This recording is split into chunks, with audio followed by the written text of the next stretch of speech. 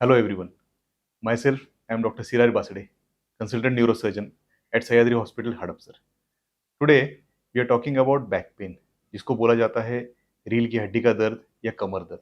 ये एक बहुत ही कॉमन बीमारी है, पर इतना अनोइंग होता है कि अपने रोज के डेली रूटीन में इतना अफेक्ट कर पाती है कि हम वो काम बाजू में रह जाता है और सारा दिन वो रीढ़ की हड्डी का दर्द या कमर दर्द लेके बैठ जाते हैं।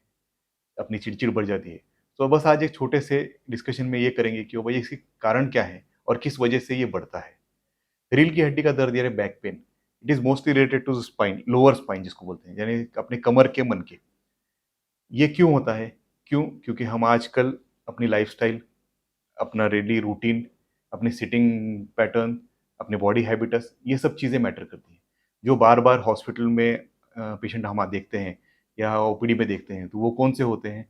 जो रोज़ सुबह शाम कंटिन्यूस डेस्क पे हैं, काम कर रहे हैं। स्पेशली आईटी पब्लिक जो होते हैं, आईटी के फील्ड में जो सेक्टर में होते हैं, ऑफिस जॉब जिनका है, जो अकाउंट्स में है या वेरियस हॉस्पिटल या अदर रिलेटेड जो डेस्क वर्क रिलेटेड जॉब से हैं, जहाँ पे कंटिन्यूस घंटों बैठना पड़ता है एक ही पोजीशन में।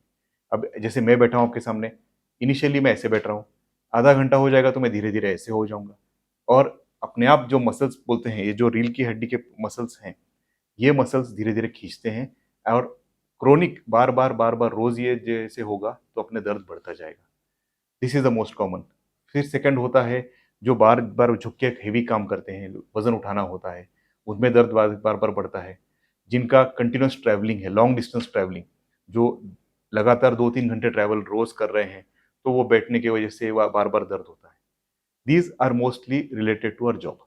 दूसरा आता है जिसको कोमॉर्बिडिटीज बोलते हैं, जैसे डायबिटीज है, शुगर है, बीपी है। तो इसकी वजह से क्या होता है, ऑलरेडी मसल में वीकनेस होती है और उनको ये जब ये वीकनेस बढ़ जाती है और उनमें जब स्पाइन पे एक्सेस वर्कलोड आ जाता है, so that time back pain शुरू होता है। देन प्रेगनेंसी, यस, प्रेगनेंसी में होता है, specially during third and second and third trimester, जब बच्चे का वजन बढ़ता है। So these are different causes. Secondly, जिनका कोई बाकी बीमारियां हैं, जैसे कि रीढ़ की हड्डी की दबी हुई है, फ्रैक्चर है, उनमें भी बार बार ये दर्द होता है। So these are various etiological factors बोलते हैं हम जिनको, कि वो कारणीभूत जिसकी वजह से बार बार फ्रिक्वेंटली दर्द हो रहा है। So how to go about it? It is very simple कि बाबा क्या करना है और क्या नहीं करना है। मोस्ट इंपॉर्टेंट क्या होता है कि बाबा एक ही पोजीशन में कंटिन्यूअस आधे घंटे के ऊपर ना बैठे। इसका मतलब क्या है कि बाबा मैं बैठा हूँ, यस, आधा घंटा होता है तो मैं 1 तो 2 कदम उठ के चल लेता हूँ, पोजीशन चेंज कर रहा हूँ, या मैं स्टैंड करता हूँ।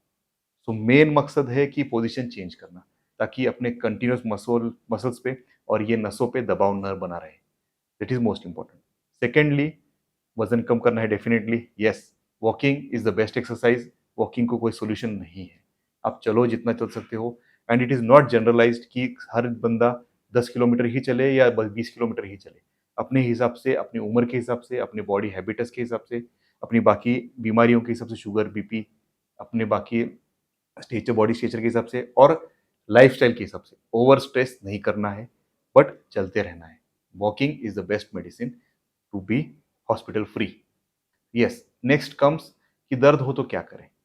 दर्द तो होगा तो दर्द में वर्जिश करें? नहीं, बिल्कुल नहीं। दर्द कम होने दो एंड देन ग्रेडेड फिजियोथेरेपी जिसको बोलते हैं, यानी धीरे धीरे वर्जिश करना। सो अगर मुझे दर्द है कमर का, तो मैं रेस्ट लूँ। कितना रेस्ट लूँ? हाँ, 1 दिन 2 दिन बस। ज़्यादा कंटिन्यूस ऐसे नहीं है कि आप 15-15 दिन लेटे रह रहे हो, दैट इज ऑल्सो रॉन्ग। फिर बाकी बीमारियां शुरू होती हैं, खून के पैरों में खून का बहाव बिल्कुल ना होना या रुक जाना, एंड अदर प्रॉब्लम्स अराइज होती हैं। सो 1-2 दिन bed rest is yes well definitely indicated. और फिर उठते समय एक करवट होके उठना है, नींद में से उठेंगे तो एक साइड पे होके उठना है। So this is the most important, ताकि बैक पे स्ट्रेन नहीं आए। When you get up turning to a side, एक साइड पे होके उठोगे तो कंधे पे वजन आएगा, ना कि कमर पे आएगा या रील की हड्डी पे आएगा। सेकेंड इज, हाँ, धीरे धीरे वर्जिश शुरू करो अपने हिसाब से। स्ट्रेचिंग एक्सरसाइज जम के करना नहीं है, आराम से करना है।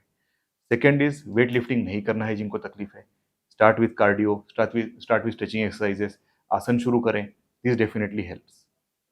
Now coming to the point कि बाबा कमर का दर्द है पर कम नहीं हो रहा है, so what are the red flags, we call it as. Red flags means doctor को कब दिखाना है।